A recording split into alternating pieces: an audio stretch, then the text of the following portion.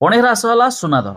जदि आपण मैंने सुना और रूपा किणापी प्लां करुवे तेज आपण आसीगला बड़ खुशी खबर। तेज जाणी रखु आज आम ओडिशा दर में केते टଙ୍କା रही सुना जदि आपण मैंने किणापी प्लां करुवे से टଙ୍କା किपारे जहाँकि आज दर में।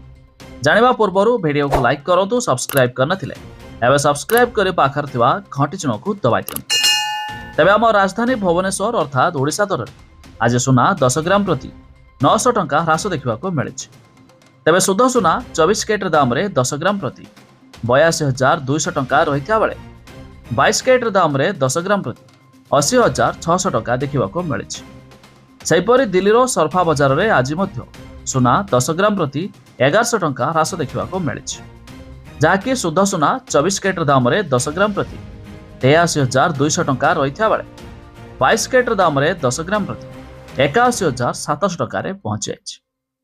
तेज जाणी रखु एमसीएक्स अर्थात मुंबईर मल्टी कमोडिटी एक्सचेंज रे आज भी सुना दाम रे 10 ग्राम प्रति सामान्य आंशिक मात्रा रे ह्रास घटी। तेज शुद्ध सुना 24 कैरेट दाम रे 10 ग्राम प्रति 82,600 टଙ୍କା रही बेले 22 कैरेट दाम रे 10 ग्राम प्रति 80,700 टଙ୍କା देखा मिली।